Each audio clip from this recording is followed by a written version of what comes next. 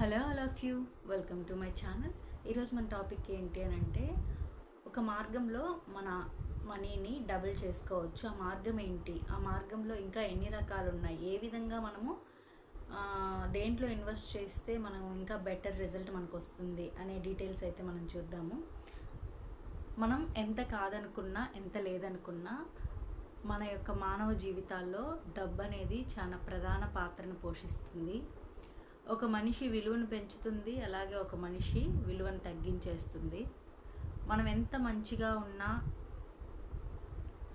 మన యొక్క అవసరాలు ముందుకు సాగాలన్నా, మనం స్థిరంగా జీవించి ఉండాలన్నా, ప్రతి మంచికి ప్రతి చెడుకి అన్నిటికీ కూడా డబ్బు అవసరం.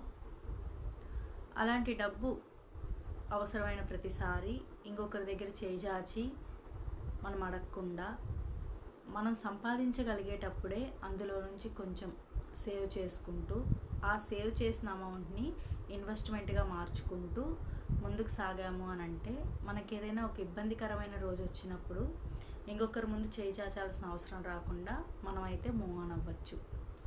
ఇది మనందరికీ తెలిసిన విషయమే. కానీ ఎంత శ్రమ పడినా, ఎంత పని చేసినా మనం ఆర్థిక స్వేచ్ఛనైతే పొందలేకపోతున్నాం. ఎంత పని చేసినా వచ్చే ఏవైతే అమౌంట్ ఉంటుందో అది మన నిత్య జీవనానికి, లేదా మనం నిత్యం జీవించడానికి, మన నార్మల్ యూజెస్కి, మన నీడ్స్కి కూడా సరిపోయే పరిస్థితులు లేవు ఇప్పట్లో.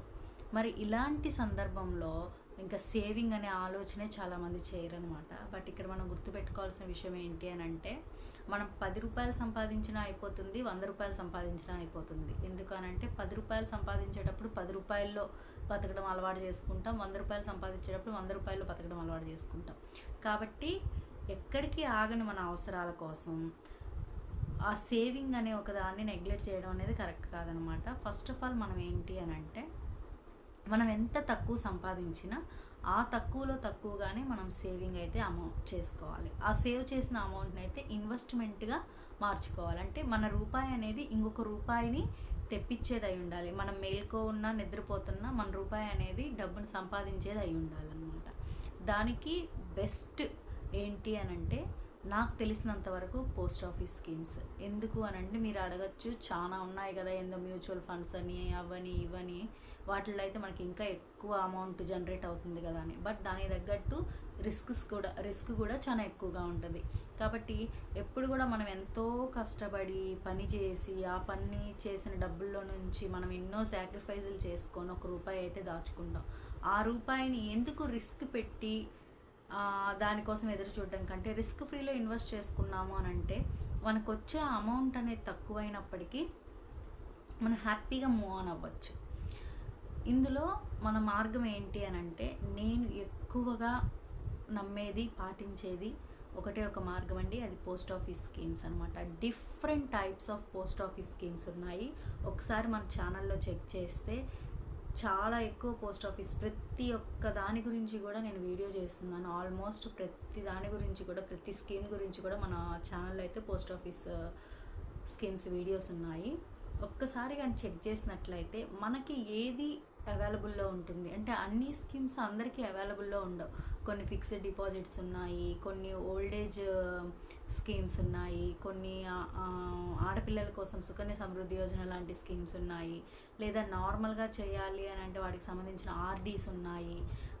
లేదు, మనం ఒక పర్టికులర్ ఏజ్ తర్వాత, రిటైర్డ్ అయిన తర్వాత కూడా మనకి ఇన్కమ్ వస్తూ ఉండాలి అని అంటే మంత్లీ ఇన్కమ్ స్కీమ్స్ ఉన్నాయి.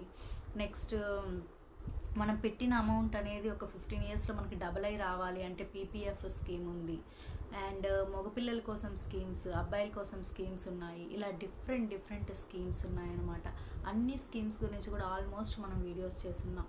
ఈ మార్గం ఒక్కటి చాలండి, ఖచ్చితంగా మన అమౌంట్ అనేది డబుల్ అయిపోతుంది. ఫర్ ఎగ్జాంపుల్, మనం ఒక ఉండియో ఏదో ఒకటి తీసుకొని అందులో మనీ వేస్తూ ఉన్నాము, ఒక 10,000 చేసాము అని అంటే, మన 10 ఇయర్స్ తర్వాత కూడా ఆ 10,000 అనేది అలాగే ఉంటుంది. అదే మనము ఆ వేసే అమౌంటే ఒక పర్టికులర్ అమౌంట్ని ఫిక్స్ చేసుకొని, ఆ అమౌంట్ తీసుకెళ్ళి తీసుకెళ్ళి పోస్ట్ ఆఫీస్లో వేస్తూ ఉన్నాము అని అంటే పర్టికులర్గా 1 ఇయర్ తర్వాత దానికంటూ ఇంట్రెస్ట్ వస్తుంది, 2 ఇయర్స్ తర్వాత ఇంకో ఆ ఇంట్రెస్ట్కి ఇంట్రెస్ట్ వస్తుంది, 3 ఇయర్స్ తర్వాత మనం కట్టిన అసలుకి ఇంట్రెస్ట్ కలిపి ఇంట్రెస్ట్ వస్తుంది. ఇలా కాంపౌండ్ ఇంట్రెస్ట్ ఇచ్చే స్కీమ్స్ కూడా పోస్ట్ ఆఫీస్లో చాలా ఉన్నాయి. అంటే కాంపౌండ్ ఇంట్రెస్ట్ మీన్స్ చక్రవడ్డీలు ఇచ్చే స్కీమ్స్ కూడా ఉన్నాయి. అలా మనము ఏ పని చేస్తున్నా, మనం నిద్రపోతున్నా, మేల్కొని ఉన్నా మన రూపాయి అనేది రెట్టింపు అవుతూ ఉంటుంది. మనం సంపాదించే ముందుకెళ్ళాలి అని అంటే ఈ రోజుల్లో అయితే కుదరదండి. మనం ఎంత పని చేసినా కూడా మనకి స్వతంత్రం అంటే మనకి ఫైనాన్షియల్ స్వేచ్ఛ రావాలి అని అంటే చాలా కష్టం ఇప్పుడున్న ఖర్చుల్ని బట్టి. అండ్ మనం ఎంత సంపాదించిన పనోళ్ళం అవుతున్నాం తప్ప అంతకు మించి ముందుకైతే వెళ్ళలేకపోతున్నాం కదా.